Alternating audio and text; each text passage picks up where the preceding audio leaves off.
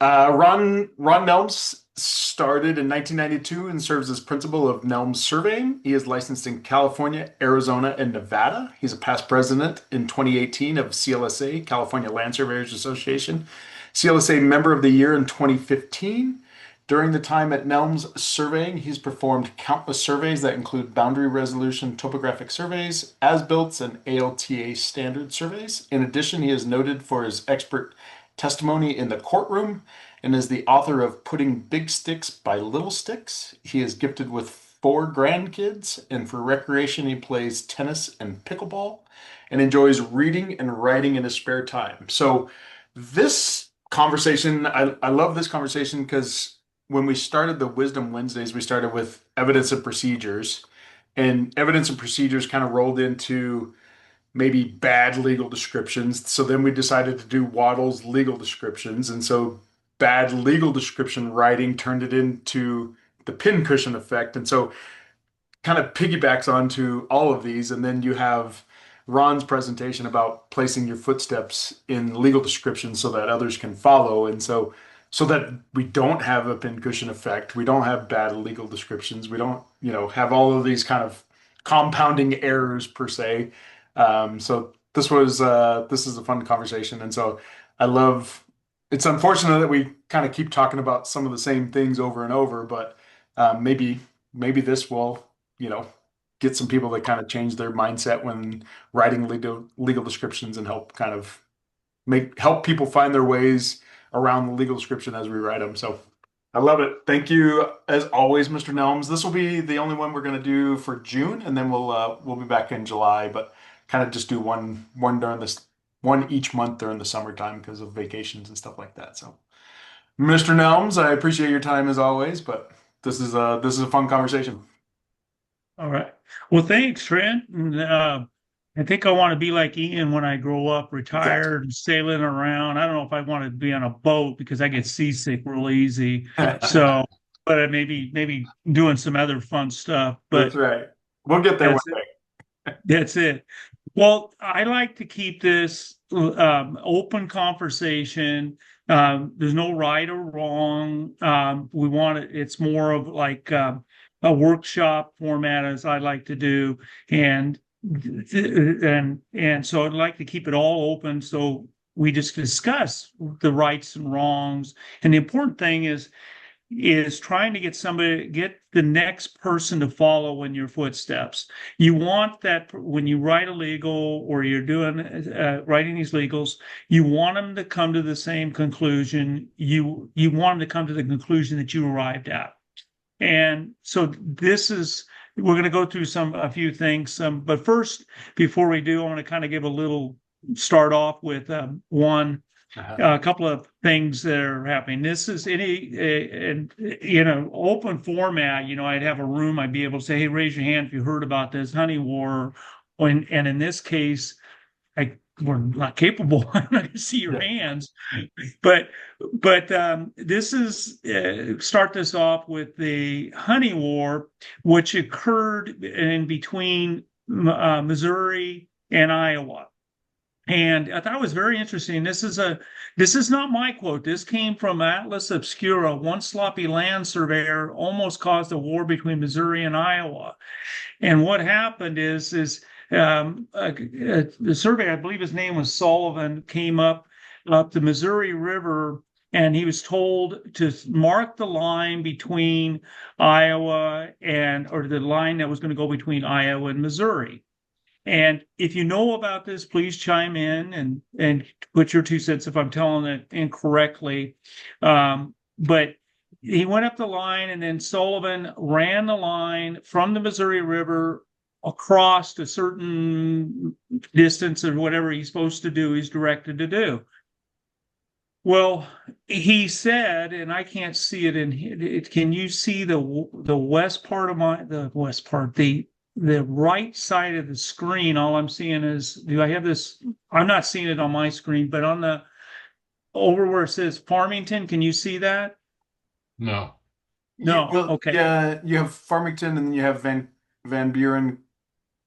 County and probably Davis County. You have some light gray Yes, boxes yeah. Is there. that, can you Yeah. see that? Yeah. Yeah, I can't see it on mine because of the side screen here. Yep. Um, well, over on in that area over here, he ran the line across, but then that was like in the around the turn of 1800s or so, 1810, somewhere around there. And then the about 1839, there was a dispute between Missouri and Missouri claimed that the line was here. And then Iowa said, no, it's here because what they did is in Sullivan's survey, he described two the Des Moines Rapids, right? So Mhm. the rapids in Des Moines, or he just said the Des Moines Rapids is all he said. Well, a little known is, well, of course, Missouri said there's rapids up here in Des Moines on the Des Moines River, and Iowa said, no, no, it's down here further down on the lower side because they're not really, they weren't really rapids, but they claimed they were. Well, they had to one day they had a big dispute. Had somebody came over and cut some honey trees, and what I can tell from honey trees is they were just a tree with honey in it, with the bees that come in and did honey trees, and they cut them down. Well, pitchforks came out and muskets and everything, and they were going to have this battle, and then better heads prevailed, and they went to court. And the courts ended up ruling that the Des Moines Rapids were there's a rapids over in Des Moines or in the Mississippi, and they call it the Des Moines Rapids. So the courts ruled that the line was going to go to the Des Moines to the rapids in the Mississippi and not in the Des Moines River. So Mhm. the line, so there's a little chunk that ran across and ran across over to Des Moines, but it almost started a war between them because of this dispute, and they call it the Honey War because of a bad description by Sullivan that it wasn't clear of what he should have, how he would do, how it should have been done, where he wanted them to go. He set a number of monuments along the line, and they were zigzagging. They're not quite straight, and they ended up taking the monuments along where Sullivan laid them out. Any questions on that? Did anybody know anything differently or can add to that story at all? If so, then pipe up. Another one was between Arkansas and Tennessee, and the description read to the middle of between the Arkansas and the middle of the Mississippi, a line drawn along the middle of the river, or as the middle of the main channel of the river. So a lawsuit entailed again, where is the middle of the river? And the court said we must be the Thawag is the middle of the main navigable channel so that each state may enjoy an equal right of navigation. And this was, I don't know how that came in Iowa and Illinois, but it got in there.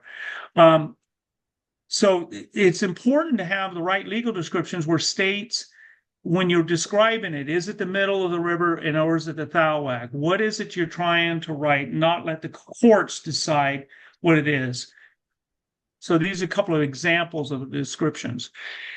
Now, I think one of the best classes I've ever took in college, I was required to take. I went to Point Loma College down in San Diego.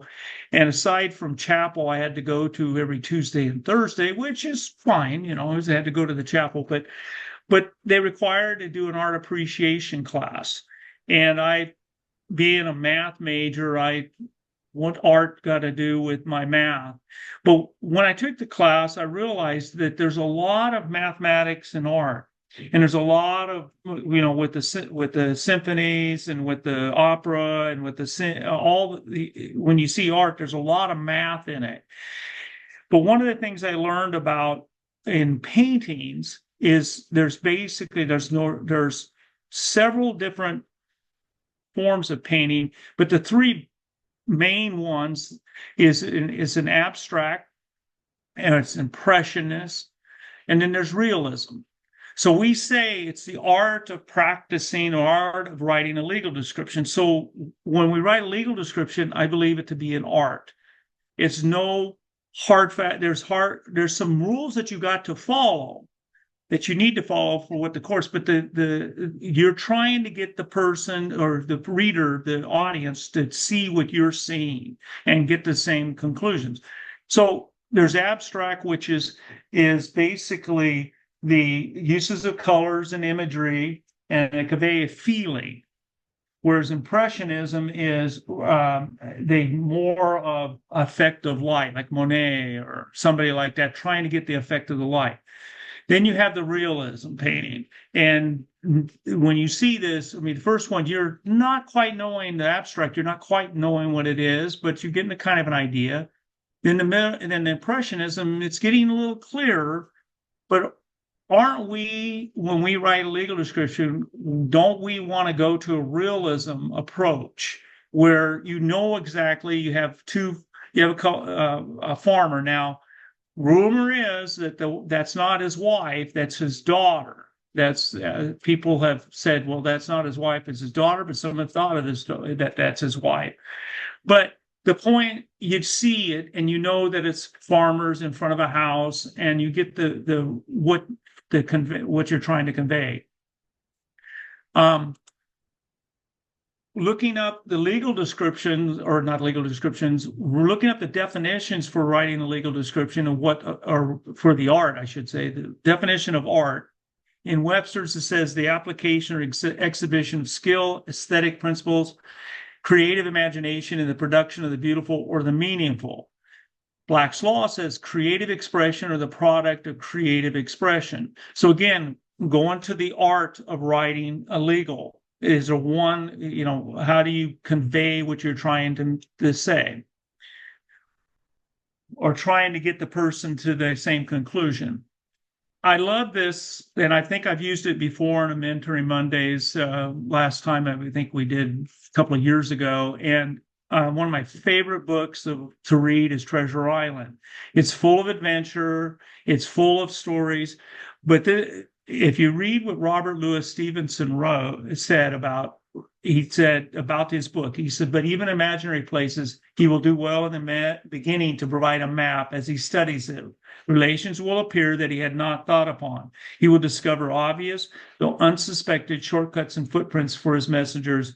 And even when a map is not all the plot as it was in Treasure Island, it will be found to be a mine of suggestion. So if we map it out, we can see a map, and we have it at the beginning, and then you can write from that how you're putting the words together to get the show what's on that map. And I think that's what we do when we write legal descriptions. We have a map, we have a piece of property, whatever it is we're trying to do, whatever we're trying to convey, and we map it out. Then we write the legal description from it, because there's a lot of suggestions that come from that mapping.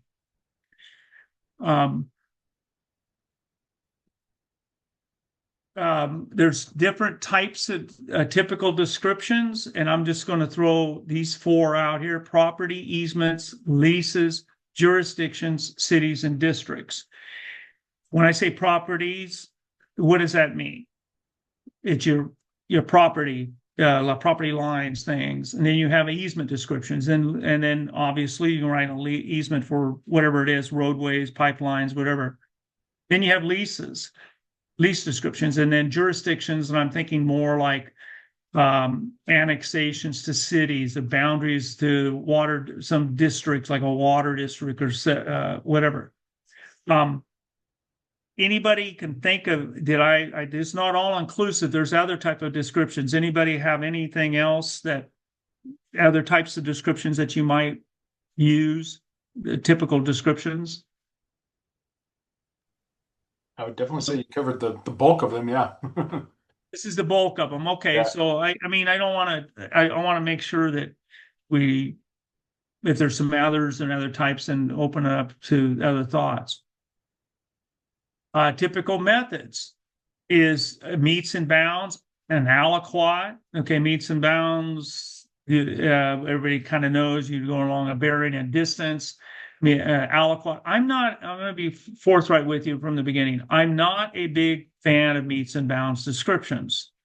I think there's a lot of ways to make errors, and it's subject to debate. It's not that it's wrong. I like to use it only if I have to, only because if you look at how many mistakes you can have in a bearing, you say it's a northing, the degrees, minutes, seconds.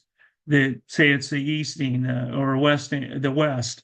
So now you got like five, and just on that where you can and get that an error. It can occur in an error. Same with your distances, whether it's 1,000 feet, 10,000, 100 feet.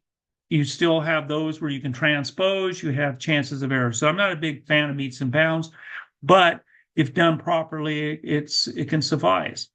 Aliquot, the northeast quarter, the southeast quarter, section, whatever, and then bounded by.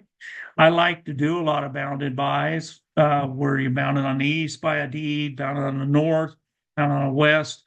The other, and I call it directional. The other one is directional is the south so many feet of the west so many feet. Strips where you're doing like an easement or a strip of land.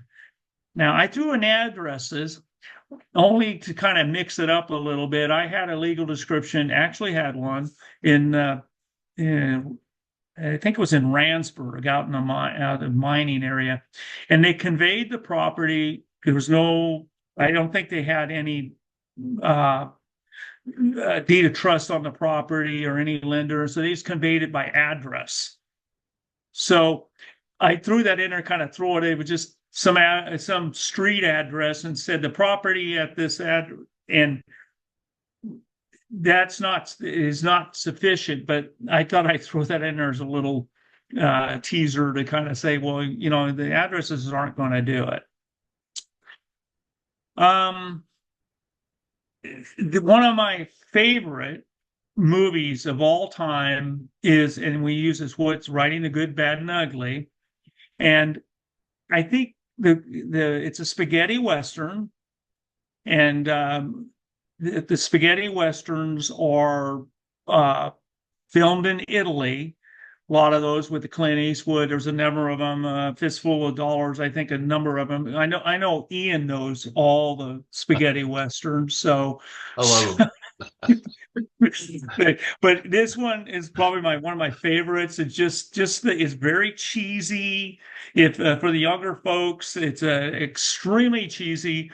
There's a lot of voiceovers. I mean, the only people really speaking the new English were speaking was the main characters. The rest of them, they would speak in Italian, but then they would dub over with somebody else's voice, and it was just the mouth didn't match what they were saying.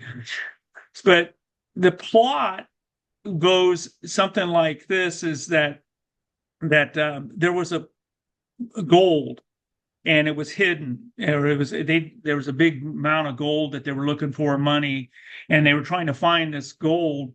And there's three main characters in this movie, and it was Sentenza, which is Angel Eyes, Tuco, they call him Rat, and Blondie.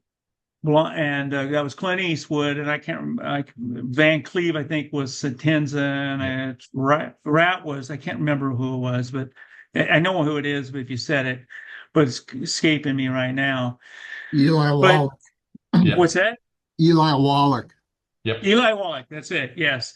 And the reason I bring this up is that Sentenza, or Angel Eyes, he knew who had the information, and that was Ben Carson. And then Tuco, he knew where the cemetery was, Sad Hill. Blondie knew the name of the grave, and it's the unknown next to Art Stanton, right? Art Stanton. But they all three knew different elements of it, but they in order to find this gold, you had to know all three of these scenarios. If you didn't have the element where to get the information, then you couldn't find the gold. If you didn't know where the cemetery was and all you knew, it says it's an unknown grave next to Arch Stanton. Well, where is that at? You got to know where the grave is, the cemetery is. So, so all three elements. So I kind of liken this a little bit where Sentenza is knowing where to find the information at the recorder's office, at the county surveyors, where you get the information at. So I think these are three basic elements that need to be in a description. And whereas Tuco is more like, this is the general area. This is the section it's in. This is the city it's in. News the general areas, where Blondie knew the specific. He knew the lot number it was at. So anyway, I thought I'd bring that up, is that there's three main elements that take place in this that you need to have. Is you got to know where to get the information. You got to know where it's at, where the general area is, and it's more specifics when you get to it. Any questions on that? Okay. Anyway, okay, we'll move. Okay, I have a pet peeve, and that pet peeve is not starting on the same point. And what I mean by that is you have a legal description. Now, part of writing a legal description is displaying right now what I'm giving to you. This is I think a good example is that if I was in a room, I could point at things and explain myself and express myself and point and get a feel of what you're seeing, how your expressions are. But in a Zoom meeting, it's more difficult. So I have to put it in words, and so that I can explain where we're going. The pet peeve is starting at the same point. I'm going to try to describe it. Picture a lot. Say the lot, let's picture a section, northwest quarter of a section. And then you say, I'm going to divide this lot, and you're going to say lot one into lot one and lot two. I'm going to start at the northwest corner, and then I'm going to go east 1320, then south to the south line 2640, then west, and describe it that way. If I'm starting at the northwest corner, that's lot one. Lot two, I start at the northeast corner and then go west and then south.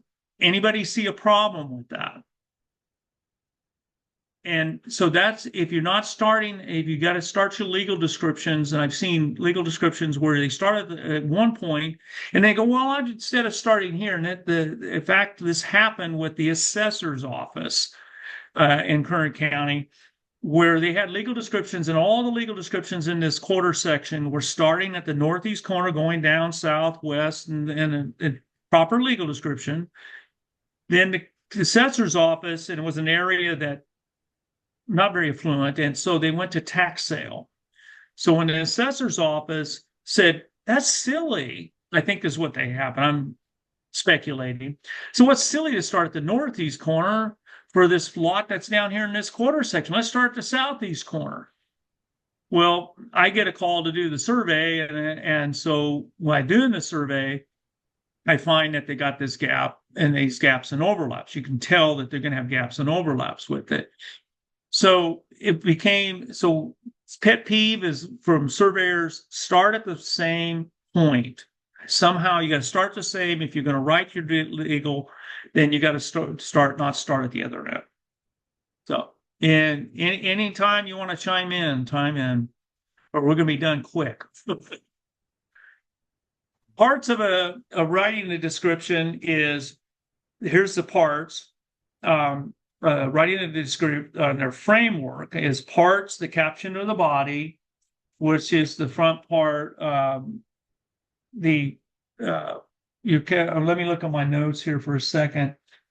It's the description of the outline of a certain area, the grouping of the words which delineate one specific place of land which cannot be applied to any other place. There's forms which are like parcel maps, lots of a subdivision. There's a type of form of a larger parcel, northeast quarter of a section. And then exceptions are taking the piece and then saying accepting this east 50 feet or whatever your property, or do an exception. The sufficiency depends upon being sufficient and unambiguous. Can it be? And so it's sufficient and unambiguous. This is what you have. More of a question is, can it be too much information? Can we have too much information and to have in there? Maybe, maybe not. Beginnings, competent, verifiable point. That point needs to be where can you? It's verifiable. Where is it at? Where can you find that point? It just, you say, well, I'm going to start at a rock somewhere or a tree. Well, where is that tree? Where is that rock? And it has to be definable. Bases of bearings, we all know what that is. You've got following there should be an established recitation of the bearing in your legal, so you have a basis of bearing in it. And then ties and boundaries, to be sure, you got to be sure that they exist with validity when referencing like a document or maps. You got to tie into it and know that they exist, not arbitrary. Words and phrases. We use these words all the time and in our legal descriptions, but can there be, when I say to, what does the word to mean? And I'm looking for a response. When I say I'm going to go to something, help me out here and tell me what I mean when I say to something. It's a Go directly. destination. It's a destination. A destination. Yeah. Okay. It Anybody doesn't else? necessarily mean you're getting all the way there, though. You might stop short of that. But just to back up a second, I was trying to unmute. When you talk about the basis of bearings, could you clarify that a little bit? Because that's one of the big contentions that I have with a lot of legal descriptions. Yeah. You change Yeah, it. agree. In fact, if you actually talk to Waddles, a good legal description will change bearings multiple times throughout the legal description. So if you throw a basis of bearings on the end of that legal description, you actually, could be throwing a whole heap of ambiguity into that deal. In fact, you could render that description, a beautiful meets and bounds description, unsurveyable with a single statement at the back end that says the basis of bearings for this survey, this deed is such and such. No. Is one of the things that if you go back up to your meets and bounds label, that actually comes from Old French, and it's Old Norman. Actually, it's meets is mètre, is measurements. Bounds is like beating the bounds. It wasn't beating kids' heads against rocks along there. It was walking along the boundary of the property. In fact, if you beat the bounds, a cop on his beat, his everyday beat, he was walking a particular pathway. Same deal. That's where that word comes from. So if you have a bearing at a distance along the south line of Nick LaFawn's property in Oshkosh, then bearing a distance along the east line of Ron Nelms' property, you might be changing the bearings, the basis of bearings for each of those lines, because now the basis of bearings are those lines, not the basis statement that you put down in there. So just it's a pet peeve of mine. It's like basis of bearings is not necessarily a good thing. Yeah. So you're saying, Ian, that you should stay with one basis of bearing? No. Or you're saying it could change? Okay. In a properly written legal description, as Gurdon Waddle says, it will change multiple times throughout the course of the body of the description. Yes. Okay. Yeah. I think. Yeah. Yeah, because you're bound. You're bound. Squishy and plastic. Yeah. Yeah. Anybody else? I love that. Great stuff, man. Okay, so could y'all provide an example of that? That's really interesting. Is there an example? You mean using one basis of bearings? No, using when he was saying multiple Well, bearing. the bearing is built into the language we use to describe the line. So if I say north 37 degrees, 52 minutes, 16 seconds east along the south line of Nick Lafon's property or parcel, And then right. Nick Lafon's parcel, however you go out there and define it, my basis, the bearing goes out the window because you go out there with your fancy piece of equipment and you use it. Wow, that guy's 13 seconds off. My God, what a crappy surveyor. You just change the basis of bearings. The basis of bearings is that south line of Nick Lafon's property. Then we go to the next Understood. line, and it's Understood. Rob McMillan's property, and that's the Understood. basis Understood. for that one. Understood. It makes all the sense in the world. Thank you. Okay. But if you're describing a line that's all free calls, not alongs, not twos, then your basis of bearings is going to remain consistent. That's right. And then you're creating a record of survey, the most common form of record of survey that's turned in. It's like we have one pair of monuments and everything else is completely free calls. But sorry, Ron, I just wanted to get that Oh, through no, there. it's good. It's good.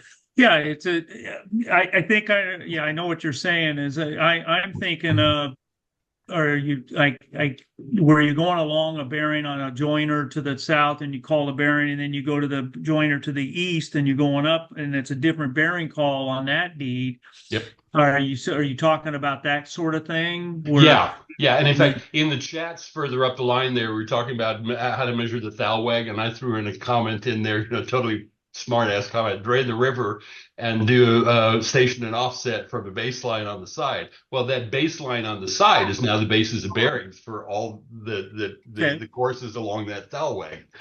Yeah. As long as you can find both points on the basis of bearings. Right. If it's the southeast corner of the front top stoop of Ron Nelms' house, if we can find it, we're good. Yeah, it has to exist with validity, like we talked about. It has to have an existence. Yeah. Yep. It can change though. It can change over time. I mean, what I see happen a lot is, you're wondering how the basis of bearing changes. Well, because the original survey that was done, the monuments have moved or changed, have been accepted over time. And so when you get that old legal, now, would you rather have me give you the basis and bearing from 1920 to monuments that don't exist anymore? Or would you rather have me, rewrite that legal to actual found monuments that are accepted and known, and then, correct that for further on, somebody can now follow in your footsteps from two actual, known points on the ground. And so a lot of times that's how that happens. That's how you get that change. And so, I've had lawyers call me and say, well, you have to hold this because this is, original. I'm like, yeah, but it's not anymore. You know what I mean? And now this is what we're dealing with. And so, I mean, it gets crazy, but you got to be open to everything. You got to be open to, as much evidence as you can collect. And, I see it all the time. So Do you guys, I'm so sorry. Do you guys ever use the strategy of saying, okay, this is our bearing basis called this, like, essentially measured called, just to like reconcile the difference between the record and our findings? So you say that last piece again to reconcile? So essentially, yeah. So say that or the bearing is called, and then the called bearing, the plat, original subdivision would be also named underneath that, right? So we're listing both. Like, this is our finding, but this is the record called. I would say I do something similar. So Ian, on that same thing, we do like bearing equivalents. So it would be, say, grid north based on a grid or a LDP or something like that, right? And then the bearing equivalent would be 89, 59, 59 or something, right? North, something 89 or 88, 59, 59. So something along those lines. We've done that summer with bearing equivalents. So Yeah, we used to when I was on a legal description writing committee at the power company, and it was their policy to have two existing known monuments to measure from, for easements anyways. But that was always because a lot of times when you get the basis of bearings, it just says grid north, and you're like, well, great. That doesn't really help me. You know what I mean? If I had two known points, I don't care what basis of, you know what I mean? I don't care if you're using grid north, magnetic north, or whatever. You give me a bearing between those two actual points on the ground, I can rotate and translate to that projection. And now, at least I can work with it and then work backwards later. So. And you also get into what you're using to establish the basis of bearings as well. Is it a magnetic? Is it a astronomic? I had a discussion over the weekend with another guy who was trying to tell me that the pyramids were built on the astronomic north projection. And I said, okay, well, what were they using? And he said, well, the North Star. And I said, okay, well, they were built over 4,000 years ago. You do realize that the North Star 4,000 years ago wasn't pointing north. And he went, what? Well, so, yeah. Well, okay. Well, I'm going to move on a bit here. Okay. Yes. We talked about two because we could spend hours on a basis of bearing, but yes. Okay. When I mean, is there any issues with or discussion about between? Just a quick, I wanted to throw this in here. Is the word between? Do we use that? In what sense, Ron? I don't. Well, whatever sense you come up with. I mean, I'm trying to look at, is there a problem with saying it's running between the line? Is there an issue with that? I'm looking at, is there a gap? You're running between a property line. So if you use the description and says, I'm running between lot 1 and lot 2, are you running on that line between? Are you running on the line, the exact line of lot 2, 1, and 2, or are you running between? You're near, you're close, but there could be a gap, could be an overlap. It's the same line. So there's the word between can be problematic. You got to be careful with it. The next one, from, where we use the word from. Are you from the Midwest? Are you from California? Are you from Arizona? Where are you from? It's on. Are you, when we say to a point on a line, is that, could there be problems with that? Parallel with as opposed to parallel to. I've seen that. So we're all agreement, we would want to say parallel with, correct? Yes. Okay. I've seen it where it says parallel to. What is the difference between parallel with and parallel to? Two again, two indicates a destination again.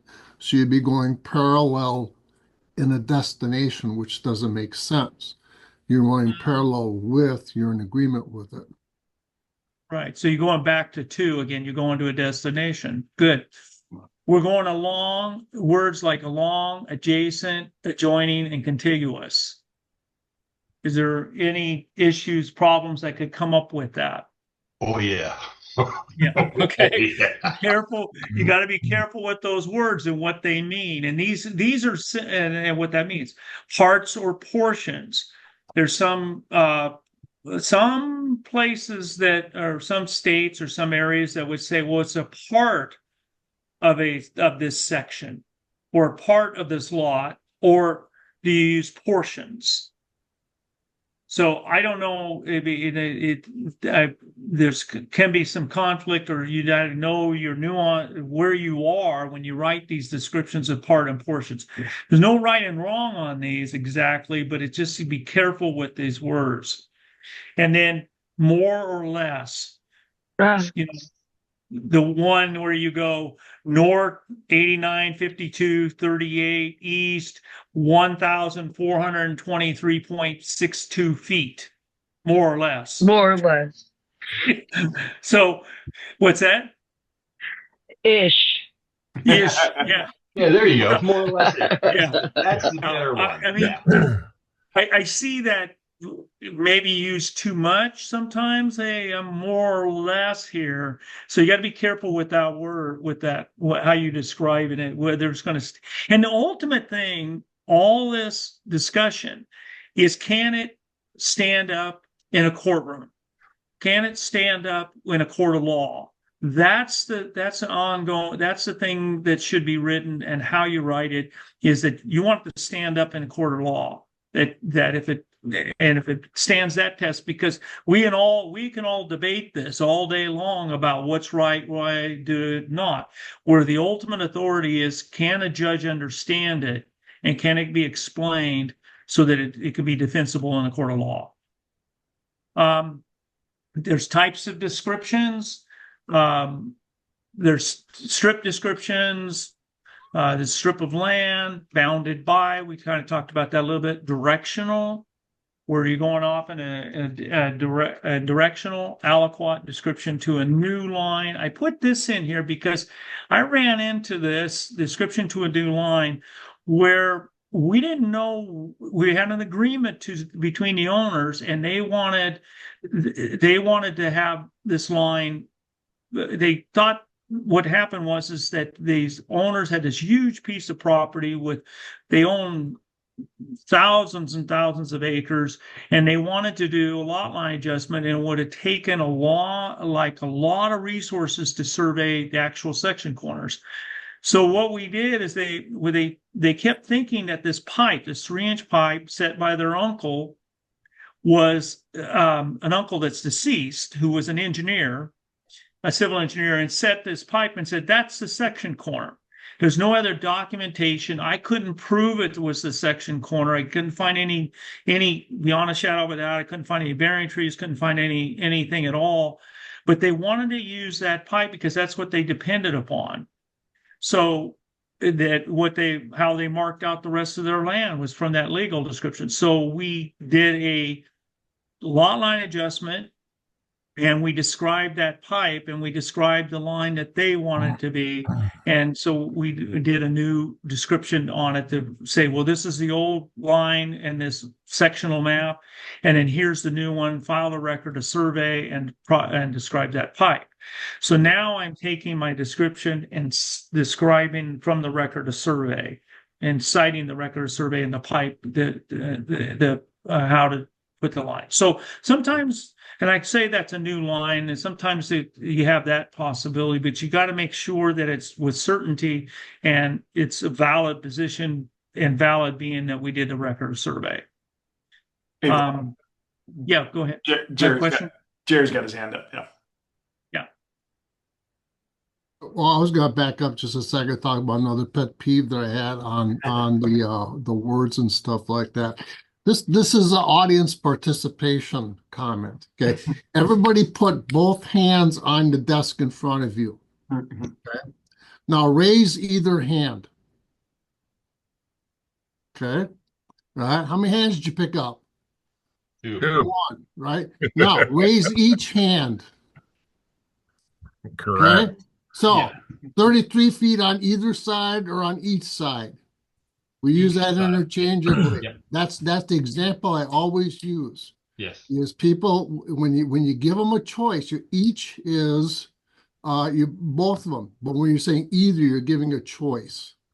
Mm-hmm. Yeah, but if you write it as either, Jerry, then they can decide which side of the line they want. It's over here or it's over there. Yeah, it can change. See, that's the point. Yeah. That's what we call ambiguous. In old descriptions, it was is written to be read as both sides. Yeah, I've seen that one too, both sides. But it's kind of like along Boolean algebra. It's like, do you want apple pie? This drives my wife nuts. Do you want apple pie or pumpkin pie? Yes, please. Well, which one? That's a different question. So it's like, which side of the line do you want this easement? This side or this side? Right. Either side. Yes. Either side Which is fine. side? Different question. Yeah. Well, also, ties and boundaries. Be sure that the things to which, and we talked about this ad nauseam, to which ties are made exist with validity. I can't emphasize that enough. When referencing docs, cite where to find it: a courthouse, county surveyor, office, corner, county recorder. And we're going to go through some examples here about writing the descriptions. And it's important that some of these that we were going to go through, where do you find it at? You want them to follow you. I don't. There's nothing to be secret about it. That's when writing a legal description. You're not trying to be secret. You're trying to show exactly where to find that treasure. Where is the grave that you find the gold at in Sad Hill? Now we're going to go through some this kind of see if this passes a smell test. Now we're going to have a bit of exercise here. We're going to go through some legal descriptions that I pulled out from just different places. And it's not to make fun of or whoever that wrote this thing. So if you wrote it, ignore it. But I don't think anybody did here. But because there are a lot of antiquated ones. But how to make it better? When we review it, don't look at it as I see a problem with this or this. I want to look at it as how can I make this description better to make it fit what I'm trying to get them to do. So you want to look at it for sufficiency and completeness. You want, are they ambiguous? Were proper word phrases, punctuation, and framework used? Again, you look at it and say, did they not use this? Well, I don't understand. What can I do to make it better? Does it portray all parts and forms of a proper description? Does it use points of commencement, points of beginning, and a basis of bearing? Or maybe two, like Ian says, or three or four. Do they use ties and calls to strengthen the description? That, by the way, going back to the Good, Bad, and the Ugly, what was the Art Stanton? Art Stanton was identifying where the unknown grave was. Could that be a witness corner? Could that identify? You're not going to find the unknown grave unless you find Art Stanton. So it could be a witness corner to saying where the proper position is. So first one here, this is one back in the Field of Dreams. Everybody's seen the Field of Dreams. You're a baseball fan, you gotta watch the Field of Dreams. And they had not a bad legal, what they did is they had this lawsuit take place, and like anything else, of where if they're going to have this, they were taking the Field of Dreams where they did the studio, where they took the shot, and they wanted to expand it. And expand it to more ball fields and make it more of a recreational area. Well, when they did that, they had to rezone. And so they had to write the legal description. Well, the legal description came out as the southwest quarter, the southeast quarter of Section 22. However, in the notices that went out to everybody, that's what it read: southwest quarter, the southeast corner. However, it was really is in the southeast quarter. And in the southeast quarter of the section. So a simple little southwest to southeast, and it could have been escalated into a higher amount where they had to postpone hearings. We got to post it correctly and delayed things to process it correctly. Well, my question here is, if you're wanting to get it into your corner, into the proper corner, and you're writing these, and these things happen where you put it in the wrong quarter section or something. And, I've done it, so I admit it. There's been things where we did it and you have to go back and fix it. So what method and I'm interested in everybody else's, what method do you use to make sure you don't do this, which could cause some heartache? So what methods do you take to make sure you get in the right quarter section?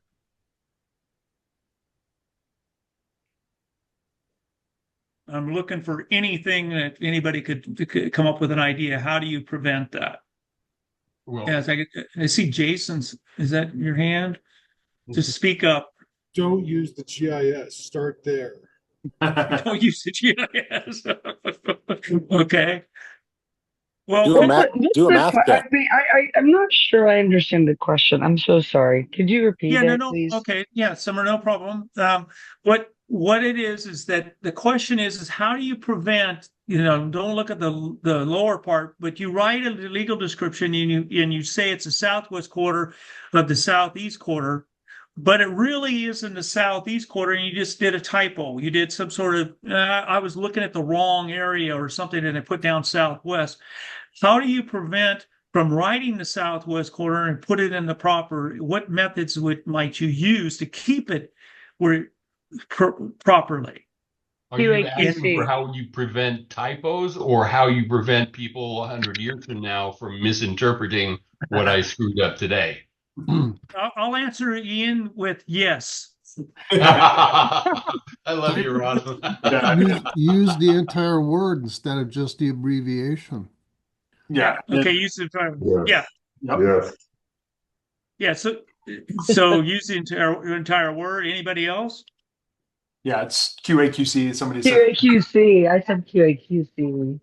Yeah. multiple Yeah, so- checks, multiple people. The other Multiple people check. the Don't other check your own one work. that I started using toward the end of my career before I retired was, one of the things that we always talk about is, well, I think the intent of this deed was to do this, or the intent of the writer of this deed was to do that.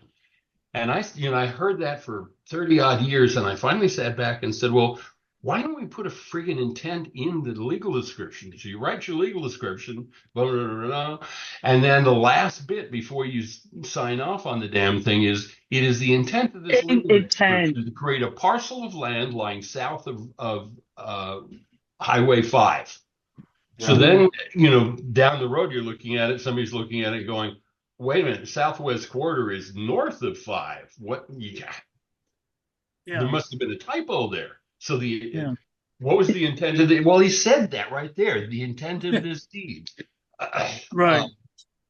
But so the intent, but I don't know if you could do the intent here in that you're just trying to do, and there's no clear answer to this because it just you gotta pay attention. I would use somebody else look at it, independent. Maybe that's an idea, or you get somebody else in your office or somebody else look at it and say, "Where are you plotting this?" And they just plot it from wherever you wrote it. So if you write southwest corner and staff comes back or somebody comes back and says, "Well, I got it over here," and you look and no, it's not over here. You may have an aerial or something. Yeah. So these are just kind of little things that could get you. Ron. Jason had his hand up, and then Will had unmuted too. So after Jason.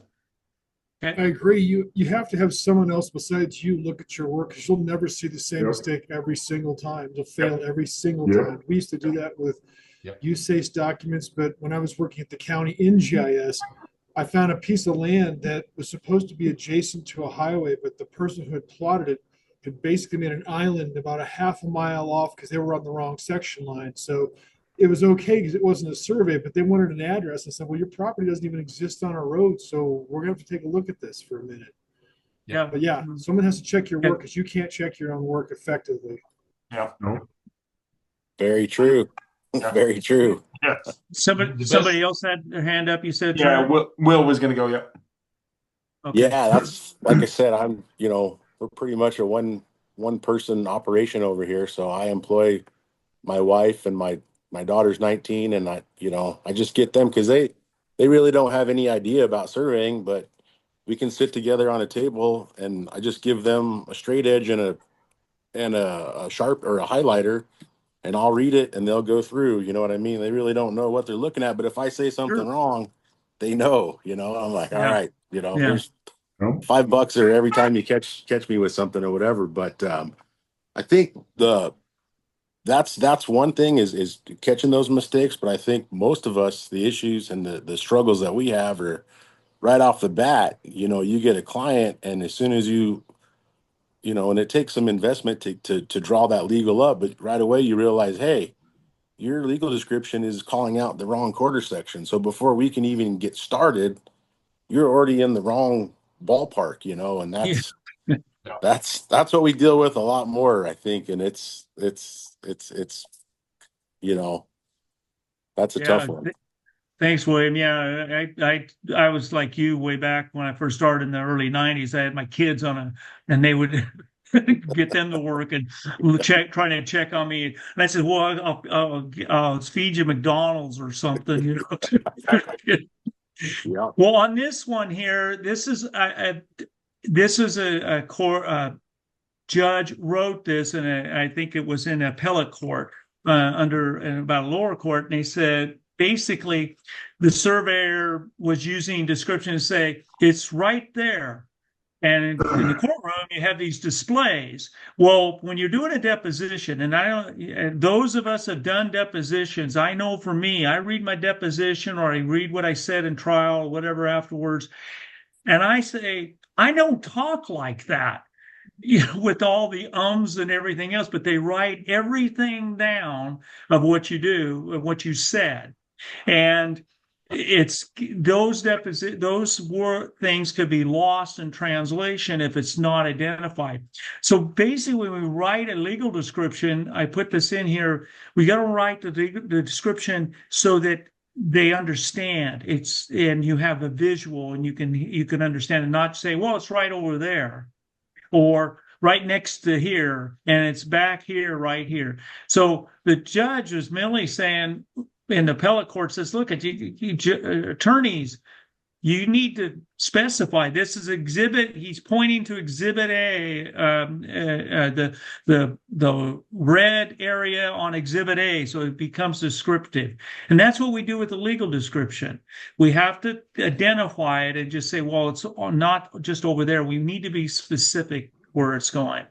Yeah, that's why I put that in there. Yeah. Now this is, I'm going to leave this up here, and I want just kind of read through it and tell me what's wrong with it, and what can you do to fix it. So not just what's wrong with it, but what do you think they need to do to fix this up? This is a legal. I left the township and ranges and X's, so ignore that. And then I don't think there is a Keenan meridian, but I thought it'd be kind of cool to put the Keenan meridian in there. I love it. So it may exist somewhere, probably on the top of Trent's office, and then I got the McMillan Railroad just to kind of poke at Rob a little bit, but and didn't know Rob owned a railroad, but and Rob probably didn't either. But what can you do to perfect this legal description? What is it in this thing that you see that could be? There's no point of beginning. There's no clear point of beginning. Okay, no point of beginning. Okay. I mean, there's a called point of beginning, but it's not. It's on the east line of it's like there's not a clear point.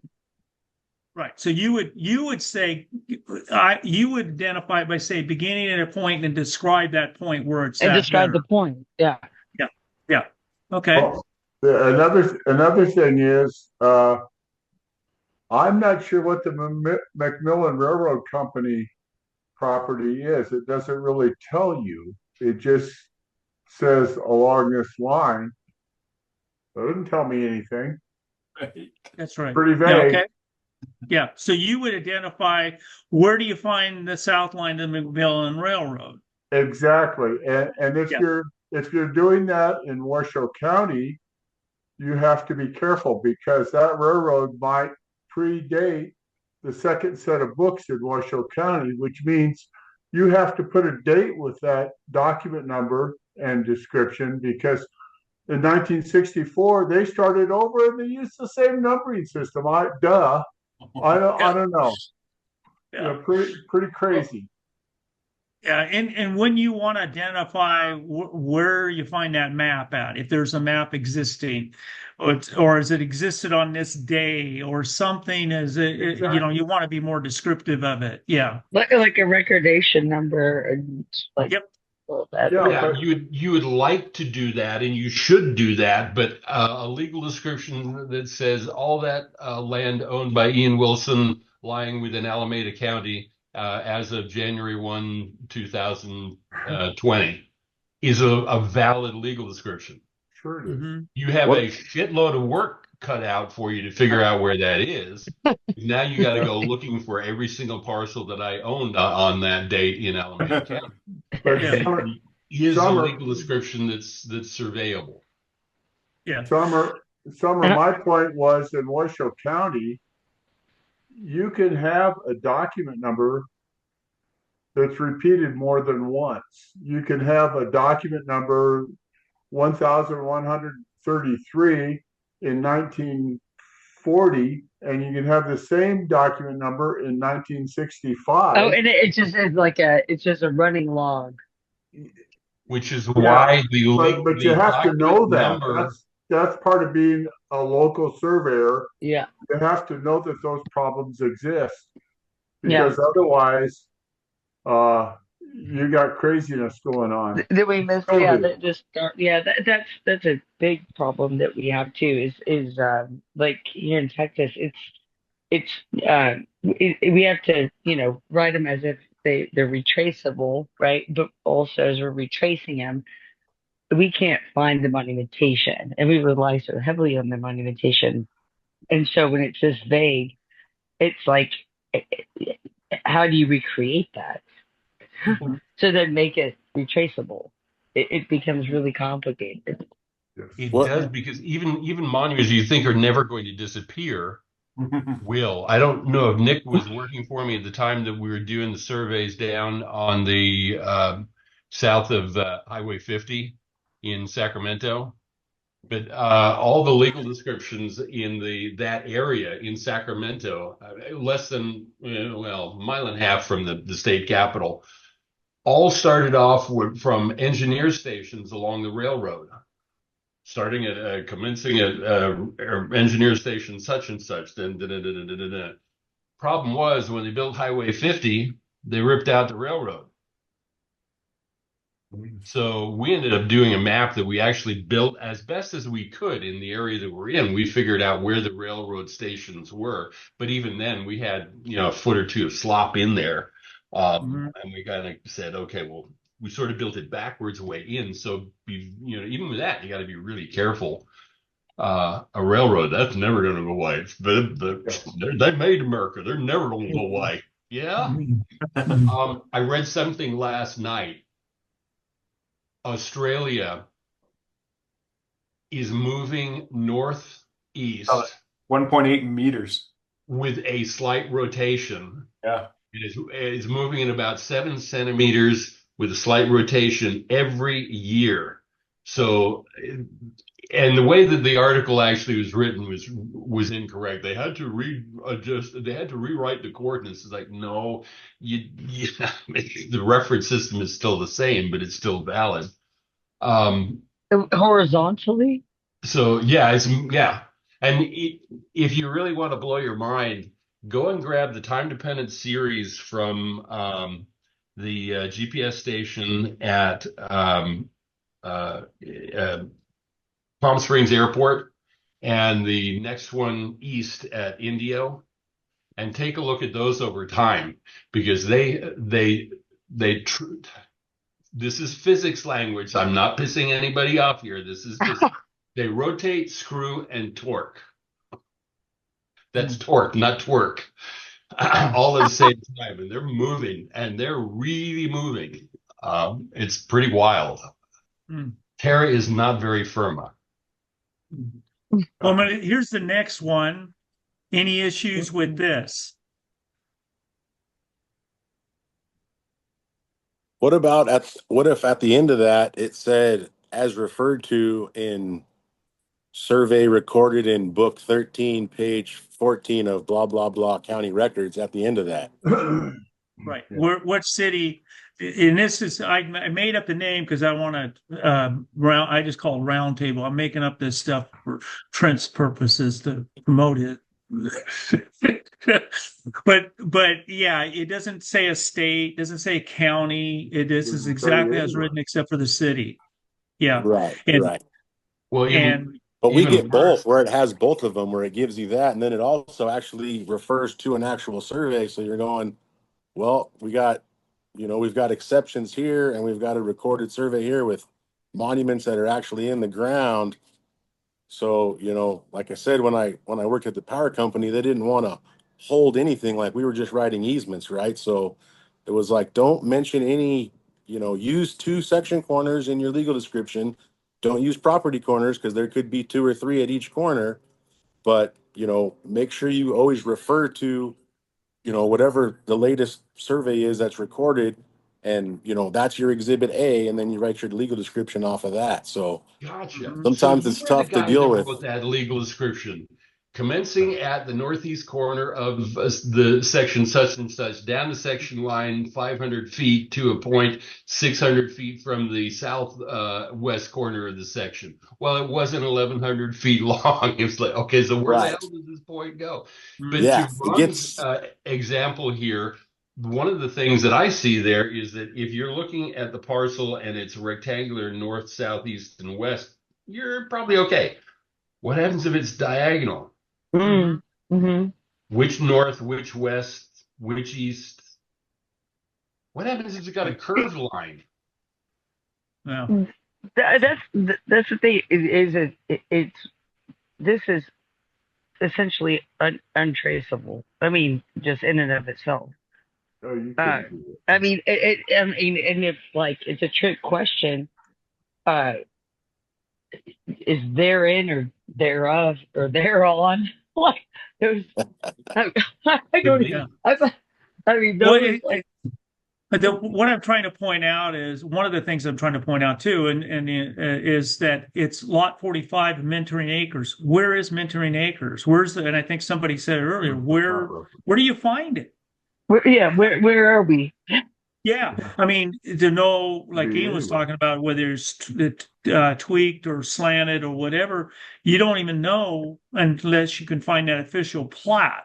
Yeah. So we can't make the assumption that everybody knows what the official plat is. We have to. Is it an official plat of a government plat? Is it official plat of some subdivision in some county? That's what I wanted to bring in here. And also, like today, we had. I'm so sorry to interrupt, but we had a situation where there's 3 document references for the same section of a subdivision plat. So it's like section 2, and there's 3 different documents. It's like, which Yep. one are we? What are we? Which one are? What are we referencing? Yeah, sometimes they'll put them all in the legal too. They'll say, Yeah. R1, R3, and even This reference and some things this in and the this. legal. Yeah. It's like why can't we just all get along as people? You know? Ron, there was 2 hands up a second ago. Jason, I don't know if you Okay. and yeah. Based on Done, this George. description, I think it's on the moon. There you go. Yeah, I did too. I tried to get there. Well, here's another one. One more run, Jason. I think Jason was going to I chime was in. going to add to this. Recently, Esri's released a product for the ARC map online, or ARC, what is it, ARC Pro.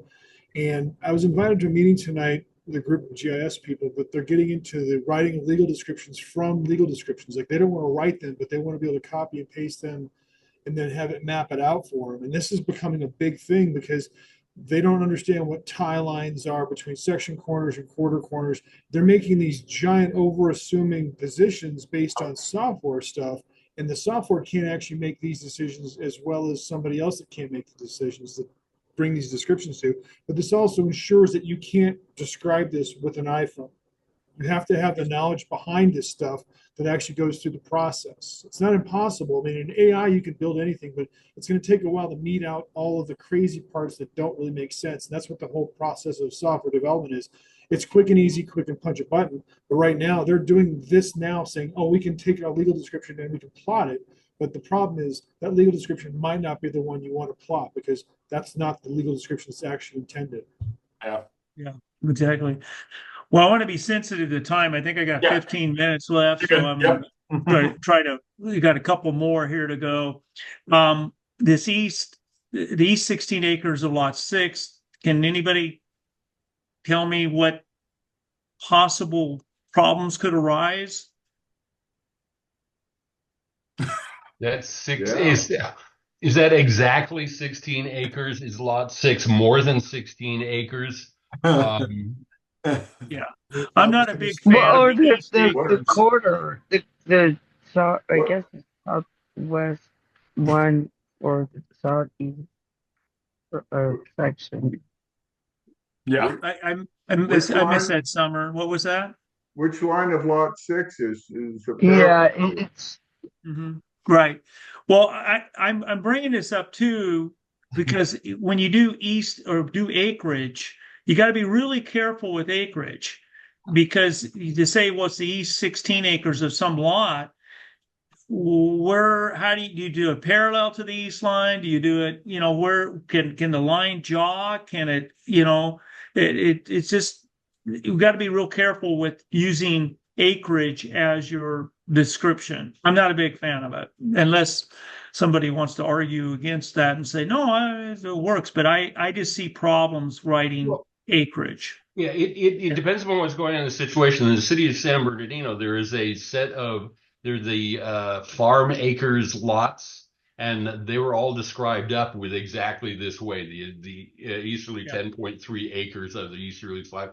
But if you look at the map, somebody originally, when they went in there, created a subdivision map and set up a line. And when you look at the map and make the measurements and the calculations on the map, you're getting that. So it's kind of like, all right, this description really sucks, but somebody already solved the problem, so I'm just going to use their solution and launch off from it instead of saying, because I could have sat back and said, oh no, he's totally wrong. I'm gonna go fix all of your problems here. Yeah. You don't want to do that. You want to take a look at whatever's going on. But it is a Here's mess. a good one. Here's a good one. I think somebody was texting this one. Goodness. Oh my goodness. Any problems? Is that the Thin Newly parcel? No. Oh my gosh. No. This is an actual legal description I found. Oh my goodness. No. And Who wrote it? I heard that somebody had told me that when they saw it, it said they seen these when they conveyed out a patent and a patent map or when a patent for the government patent and eating them out, and they abbreviated it. So there's lots of things with this. Okay, it's not real clear. It's a lot of subjects to interpretation, but I think, this is more a discussion, and can we take this legal description, and you're handed this, and you're going to survey it, can you take it and fix it and write a new legal, and what would you have to do to fix this thing? Everything, yes, but walk me through the process of what can you do it? Can you rewrite it? And says, well, I'm going to rewrite this thing and interpret this thing. Can you do that as a surveyor? Rewrite it. And what process would you have to do to perfect it? And every area is different. So what would you have to take into consideration? Is THN then? Yeah, maybe. It doesn't seem very shortened. Okay. You see this a lot in a lot of the old county documents all over Colorado because someone that got to write these were saving time and effort. And you have to kind of learn the local vernacular. The lexicon of this is different from state to state, but we're working across the country in different areas. I've gotten to see this in many different places. So I'm used to seeing this weird stuff, but I would hate to have to read it all day. It's very, for a dyslexic person, this makes me go crazy. Yeah. First thing to do with this one is find a land surveyor who is also a pilot. If you can read the METARs as a pilot, you can read. This is really hard. This is actually really difficult. I Although feel dumb. Like I feel like I'm supposed to understand this. No, I saw the same thing, and it's begging to be fixed. In my opinion, but the way to fixing it, you got to be careful with the adjoiners. What are the adjoiners saying? yeah. And because if you fix it, you don't want to change the line because once the line's fixed, it's unalterable, right? It's supposed to be unalterable. It's fixed. So this has been deeded and somebody owns this, so you got to be careful with the adjoiners and so if you want to fix it. So Is the point of beginning here the coordinate that's in the first part? I mean, I'm used to seeing an actual monument No, pole. that's accepting the south 50 feet and Okay. accepting the northeast of To the northeast of the line. line of beginning 963 feet north of the southeast quarter, thence northerly along point 320 feet west of the north. Yeah. George George threw in the chat, give this to the new generation. They might I don't know where to start. Oh, there Not you to go. mention the My head significant hurts. figures gets kind of funny here too. You go from nothing to tenths to hundredths. Yes, and that. Thank you, because Yes. that it's Yeah. so broad, and then all of a sudden it says, "I'm like, what did I just miss here?" I'm looking for like the fine print in the middle. Feet to you're not. tenths to hundreds. Yeah, Steve you're not Martin missing. nailed it in the comments. Yeah, what do you say? Look at the chain of title. Yeah, exactly. Yeah, exactly. Yeah. What did he say? Although this might be Look at the very chain of first title one. and see how it was previously described. Yeah, That's what Steve Martin said. Oh my gosh. Well, there's lots of problems with this one. Everybody in agreement. That's awesome. Yeah. Okay, so here's one. Make sure what is the issue with this one? There's the main document, and that's the legal description you're retracing, and then this is the description to the south, and this is the description to the north, the adjoiner deeds.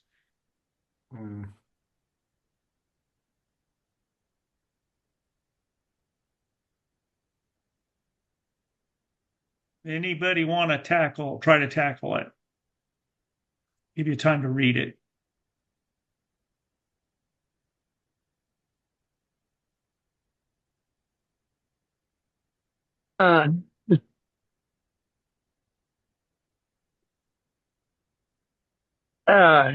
Less road. Mm-hmm.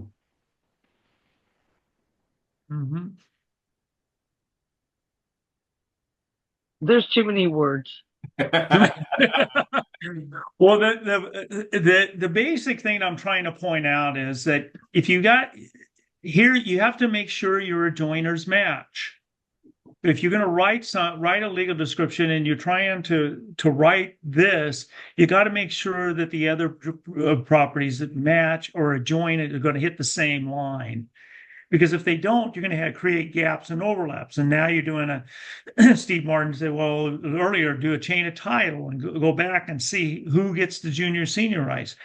When writing, as far as we're going today, we want to make sure that you look at my point is to look at the adjoiners when you're writing your legal description so you don't have this problem, that you're aware of everybody, what's going on around you as you write these.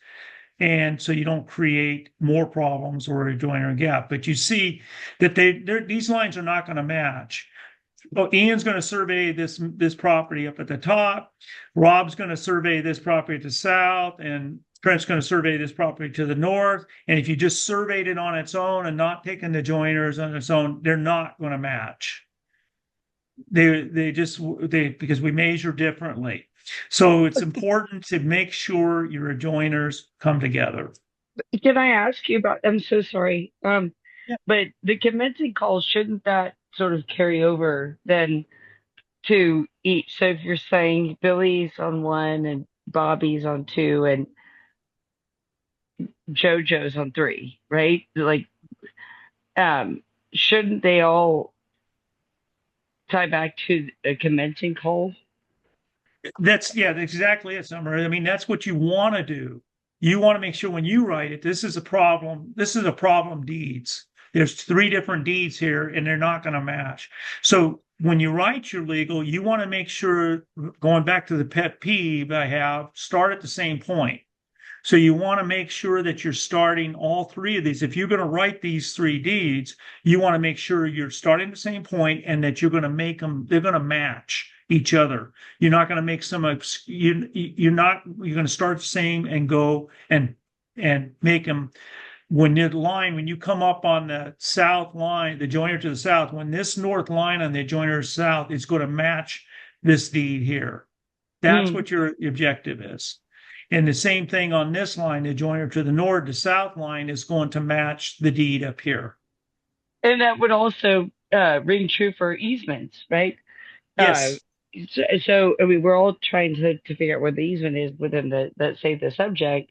So to Lori, that would actually be really helpful if everybody would just respect the equal sign in the commencing call, whatever.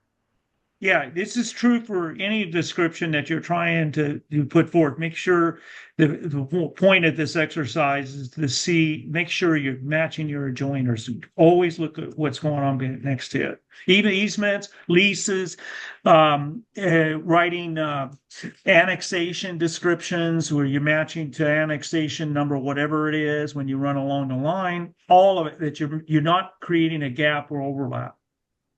We're running out of time, so this one here, I wanted to get to the next one after this one, but this one here, I'm just going to go. Mainly, what I was trying to show is that you're beginning and you're writing. I think there's some curves in here, and you want to make sure that the intersection of the center line of Monday Road. Where is Monday Road? Where do I find it? Where is again, it's Trent's edition. Where do I find Trent's edition? Put the recording information. Where can I find it? And so that I can trace you if you're going to write this in there. Again, we want the people following us to get the same conclusion I did. We don't want to have somebody come behind us and come to a different conclusion than what I wrote in, because once it's recorded, it's real. So once it's recorded, you got it out there. It is been given. And so somebody's trying to retrace behind you. You want them to match you. That's kind of the point here, is that you want to be able to make sure you get the recording information. So here's a comparison I wanted to get to. To anybody see, which one would you pick if you had to pick what was the better description, which one would you pick? Description 1 or description 2? It's like the ophthalmologist. It's like what's that? It's like being at the ophthalmologist. Yeah. 1 or 2? Yes. One up here. Yeah, exactly. Which one do you see better? Yeah. Which one do you think is a better description, and they describe the same property? What if nothing you find on the ground matches any of that? Well, that's a different story. Yeah, that's a different Always, session. that's always the story. That's kind of been my question almost the whole time. Well, so is it better? I think the first one. Okay, why? Yeah. The second one is better because you have the coordinates. There's not a monument mentioned in the second. I'm not sure. I mean, it's So anybody else? Yeah, I kind of like the bottom one because it's a little more eloquent, and it gives you the ability to go to the west quarters and the center quarters and those kind of things. But the other one's obviously more precise, but the other one allows for less gaps. Well, the top one has precise numbers and those direction thingies in them. Yeah. The bottom one is absolutely precise. You're going from the west quarter to the center quarter. Doesn't matter what the distance or the bearing is, son. It's there it is. Your monument. Go find them. Yep. Yeah. And just out of curiosity, has anybody ever gone a time of 264 feet? What's the question? Has anybody ever gone a time of 264 feet? Oh, Why do you have a distance of About 5 smokes. I was like, that's is this that's cases? a valid court ordered distance, puppy. Oh, that's it. Oh my gosh. Oh my gosh. well, yeah. The point that I'm trying to make point out here is that yes, the top one's more accurate as far as distances go, but we do need to make the call. This one's a little, both of them are sloppy. Grant that, and I just kind of threw these out there. I love it. Yeah. Both are sloppy, but the second one, it does have calls to the quarter corner it's telling you to go from one point. So I could say, well, go out of my, let's see, I want you to go, I'm in Bakersfield, and I say, well, I'm going to go out of my office and go 3,000 feet to St. Louis, Missouri. And I'm going to go east 3,000 feet to St. Louis, Missouri. So is the call to go to St. Louis, or it is the distance? Yeah. 3,000 feet. Or 3,000 miles. Or 3,000 miles. Exactly. To a physical So- object, the rules of construction are to go to the physical object. The distance gives way to the actual physical object. There you go. Yeah. Yep. Yep. That's what the courts all across this country have held for the last 200 years. Yeah, I've got a so- situation that I'm working on right now with a description for an easement that I'm doing, and it's amendment to an easement. The section corner is the same for 16 and 21, but they're coming in for the first easement from the north side, so they depict section 16. They're coming in from the south side, so they depict section 21. Is that a standard practice, or is that just the way that surveyor decided to do it? Because I'm just rereading their documents as I go through this process. Okay. Anybody want to try that? That's a good question. Yeah. Yeah. Well, if you've got a section corner, you have a section that's to the north, a section to the south. Yeah. These easements are on both sides of that line. So the first one for, let's say, parcel 1, in case this is what I'm using, parcel 1 depicts and describes section 16. Parcel 2, which is south of the line, deflects upward to section 21, but it's the same corner. Yeah. What do you do when you're confined to that description? When you read it, I go, well, it makes sense, but how did they come to that conclusion? Yeah, I'm not quite picturing it, but Yeah. anybody want to tackle it? Thanks. No, I was with you. I was going, holy crap, I'm not seeing. Yeah. Could you run that one again slower for us old farts? Okay, so you've got section 16 and section 21. Section Okay. 16 is north of 21. You've got parcels that are a large strip of land that kind of curves to a mall in a bigger area. And this is for an easement that I'm actually doing some work on, an easement that I had to write legal for. The parcel 1 on the west side of this starts at the point of commencement, which is section 16. And it depicts that at a distance bearing south and east to the point that they draw the rest of the line with. This parcel 2, which is also going to section 16, is describing section 21, and it's saying north and west of the point of beginning, the point of commencement is section 21, and they picked that one. It's the same corner on both parcels, but one is above, one is below. The only logic I can think of is they're keeping it in a clockwise fashion, and they're keeping it clockwise to keep it standard practice and rules of construction, but I just don't know. It's kind of interesting trying to figure out what their logic is. I wasn't sure if anyone else has that same idea. You keep it clockwise and keep everything turning to the right, not to east and left and right and up and down. Well, yeah, I'd have to see a picture, or I have to see something of what you're talking here, and feel free to send. I mean, it was Jason, right? Yeah. I'll give you my contact information, and I'm sure anybody else here, if you send it, I can look at it and offer an idea. The commencing call should match. The point of beginning might be different, but that's what the commencing call shouldn't differ. Yeah. If you're talking in the scenario that was just described, that should tie everything together, right? Or no?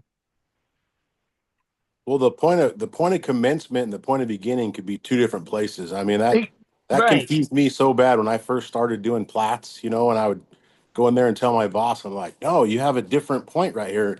And it was the same situation you were describing. We were in the south section, right? So instead of having a northwest bearing, we had a southeast. And I'm telling them, why is this different? And why is this a different point than the lot on the other side of the section line? And he's going, well, because that's the point of commencement, which is, they could be two different points, but the point of beginning, once you read the legal, the point of beginning is the actual, point on the ground that both of This, them are starting from. well, It's, this subject, the point of commencing that, as I understand, is what ties us to the world, right? Like to the adjoiners. The point of beginning is what will define the subject, exactly. and so that's where those become really really significant, because you could have 100 legals within one subject if there's easements all over the creation on this thing, but the overall has it's got to all be tied to the same subject, which goes back to the commencing call. Right. And you have to be careful with easements too, because they each have their own legal. And Right, most of the exactly. time they never match. They'll call out exhibit A and they'll just refer to a document, and then they'll make their easement stand on its own, which might be between two monuments that, are on the section line, not even close to the property. And it's kind of a cop out so that they don't have to hold any of the monuments around that property. But, as far as it standing on its own, it does stand on its own. But when you draw it up, you got big gaps, and you've got, it's definitely an art to put all that stuff together and get it And all. there could be commencing calls that could be a great distance away from a point of beginning of an easement within that subject property. Yep. But that's the glue that ties it all together. Well, the important thing is that whatever you're writing, that we're all going to come to the same conclusion. We're going to end up at the same point. That's the thing. However we get there, whatever way I go, if I want to go to St. Louis and I go through Seattle and then go a roundabout way, I end up in St. Louis. That's the point. We got two hands up real quick. Okay. Ron, before we in case I just want to see if Madison still remembers the question, but yeah, no, you're good. Go for it, Madison. I had a question on the slide that you have still pulled up when you were saying kind of pick the best one. It looks like the top is more of a meets and bounds, and then the bottom is more of a bounds based description. Could you kind of combine the two, where you're giving a bearing and distance but to the corner or the monument, so that way if it's no longer there, there's still something semi retraceable, but it's still that having that to call to the found monument, it's going to overrule if it's a 10th off or something. So you're still holding that mon, but you're also kind of giving a little breadcrumbs to get there. Or is that overdoing it? No, I think what you're saying, Madison, is that yes, you can combine this. Exactly. That's I think the point of it, that you can come in with your calls. I wanted to separate it out only to show that just because you're a precise measurer doesn't mean it's accurate. There's a difference between precision and accuracy. Yep. So the point here is that if you wanted to interchange and put these distances down here where the corner calls are, that's fine. I mean, that's what you should do. But it isn't the bearing and distance, the course on its own, that's going to do it. Because if I'm retracing this, I'm going to retrace it exactly as it says, and I may not end up on that section line or those midsection lines. Whereas the second call puts me on those lines if that's where I want to go. I may want to do this that's up here, and I say, well, I might not be part of that section. I might be outlining that section. But it's just if you want it in that section, make the calls. That's the important. But a good point. I mean, yes, you got it. You should be combining these two together is what I'm trying to get. So, Actually, without any of the calls in that first one, you may not have the same lines going through here at all. But in that second one, that first course there, it would be just as valid today then to say then south to the west quarter corner of said section. Mm-hmm. Yeah. You're going from where I'm stood right now to the west quarter corner. It doesn't matter how you get there. Just like Ron said, you're going to St. Louis. Doesn't matter whether you go through Poughkeepsie or Iowa or wherever it is. You're getting to, as long as you're getting there. Now we tend to want to go in a straight line, but yeah, bearings and distances are important. You know, you put your course in there. You want those in there to give validity, but they should support. They should be supporting your call. And the call is in my travels is more important than the courses that are put up there. And so because I'm going to measure today 2642.32, but Ian, because he's a better surveyor right now or today, because he's retired, but maybe he isn't. Maybe I'm the better one because I'm still there. He's going to say, well, 642.12. Yeah. So Ron's using better equipment than I am. I'm still using my old stuff. I know how to use it. Yeah. So it's important to call. That's what I'm trying to point out. Okay. Tips on quality control. I always consider the adjoining property. So this is kind of what I use. And then I write a draft. When I'm writing the legal description, I always look at the adjoiners, and then I write a draft and I walk away and I come back later to review. I always look at it, I write it, and then I walk away, come back the next day, look at it again, and then very often I will look at it and find something that I missed or something that I didn't, a bearing or something. It's sort of like going back to Treasure Island. You look at the map, he walks away, he writes a little bit, and then he walks away and he comes back, looks at the map, and he finds something new. So that's just what I do is I don't write it and just send it. I keep it in my file, I keep it there and then come back to it later. Even though they're hammering me and they want that description now, you got to kind of resist that. It's better to put something, delay. For me, this is just my philosophy. I'd rather delay than put out some garbage it's going to cause problems later. Have someone else look at it. You have somebody, I think somebody earlier says they have their kids looking at it, which, okay, that's good. And you might cost you McDonald's or something, but have somebody else look at it. When doing meets and bounds, where did I go? When doing meets and bounds, have someone read the parcel calc. So you do a parcel calc, and then you have somebody else read the description, and then you look at it on the map, or you're looking at your parcel calcs. Yep. And then have someone else plot it, such as going back to the Field of Dreams, where somebody would have plotted that. Maybe that would have fixed it. Maybe they would have caught it. Hey, I'm plotting it over here. Well, no, it's not supposed to be there. It's supposed to be over here. So those are my tips. And then I have any questions and comments or anything like that you want to talk about before we end this thing. So. Love it. Is there no comments or questions during the love it incredible presentation? All right, really good. Yeah, well done, Ron. Yep. Well, thank you. Well, the only other one that I would add on there, Ron, is at the end of that when you got the legal description there, go through there and Rob McMillan, and I can never remember the guy's name, who I taught the legal description writing class at Sacramento with. Bill Jackson. Bill Jackson. He used to go through there and slice out, do you really need to do a distance of? It's like, are you going to do a time of? No, cut that out there. And he would slice out every word that just isn't necessary, because too many words will create tripping hazards for surveyors in the future. Yeah. Was it said, I heard once, I can't remember who said it, was said lines mean not liability. Words mean liability as well. So you got to be careful with those. So join it.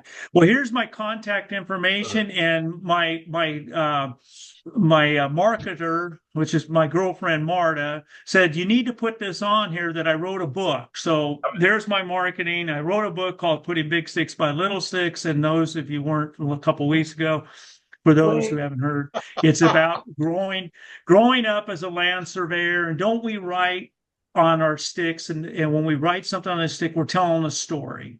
And we're writing, this is where the sewer line goes. This is where the building goes. It's a story when we write. So this is my story. And it's got to be good because Carl C. Tabaka endorsed it there. So it's got to be good, right? So if you want a copy of the book, you can purchase it on Amazon, BookBaby, Kindle, all of them, or you can email me and I'll see that you get a copy. So, and hold on a second. Let me get a screenshot of that. I want to.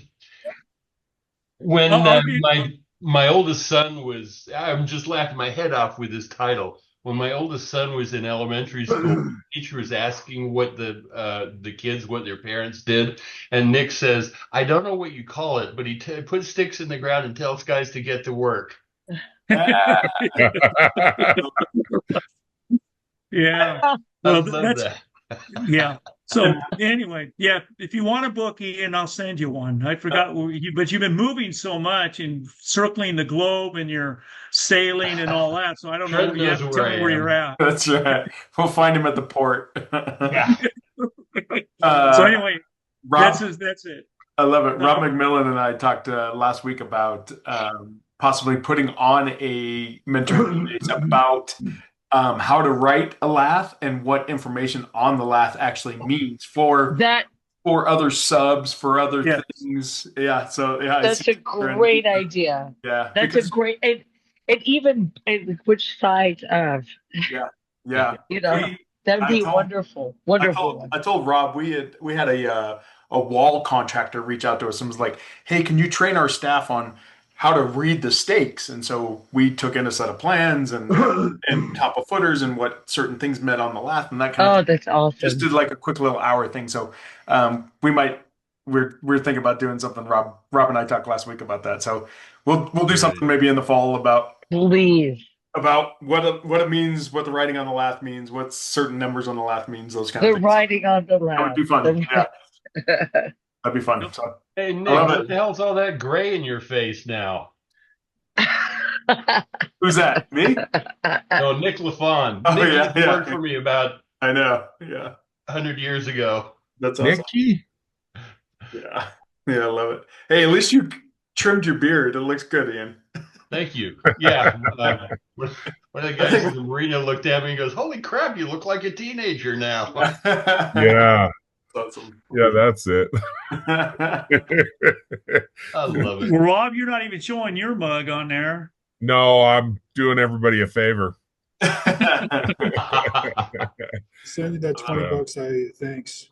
Yeah, the great job, Ron. I knew this would be a great conversation. Of course, how we can change the footsteps. That's going to be taught over the years, I guess, but we'll get there eventually. We'll get it right. We've only done it wrong for the last 2,000 plus years. So I like Jerry Mahoon's raise either hand. That was perfect. Yeah, that was. Wasn't that good? Yeah, that was. I've never heard that before. I thought it was so dumb. I was like, I'm holding it. I was like, exactly. Like this one and then this. Yeah. That was awesome. Great. That was either cool. this one or that one. I love it. We have one more roundtable next week, and then we'll do both in July. So we'll be back in July with another Mentoring Mondays. Kind of take the summer off, but we'll figure it out. I love it. Thank you, Ron. Great way to end the summer there. Thanks for having me on and let me express it. Absolutely. Have a great weekend. All right. Thanks. So great. Thanks, Thank you. Thank you, guys. Thank guys. Great meeting.